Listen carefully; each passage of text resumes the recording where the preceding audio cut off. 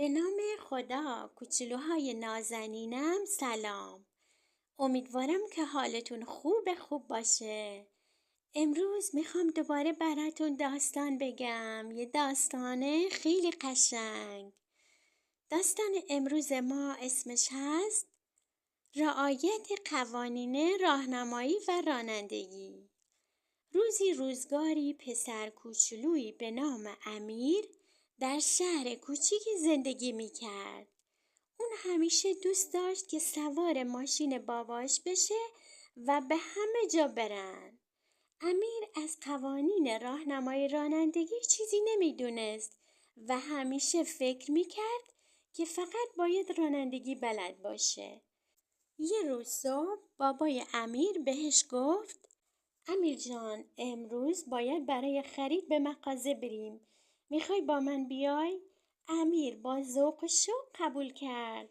وقتی سوار ماشین شدند، باباش گفت یادت باشه که اول باید کمربند ایمنی رو ببندیم. امیر گفت لازمه که ببندیم؟ بابای امیر لبخندی زد و گفت پسرم، قوانین برای امنیت ماست، نه فقط برای اینکه جریمه نشیم. در راه به چهارراهی رسیدن. چراغ راهنمایی قرمز بود. امیر با خودش گفت اگه کمی جلوتر بریم کسی متوجه نمیشه. اما پدرش گفت حتما باید پشت خط عابر پیاده توقف کنیم و همیشه باید به عابران احترام بذاریم. کمی بعد پلیس راهنمای رانندگی هم از کنارشون رد شد و با دیدن امیر لبخندی زد. در مسیر برگشت امیر متوجه شد که رعایت کردن قوانین چقدر راحت و مهم هستند.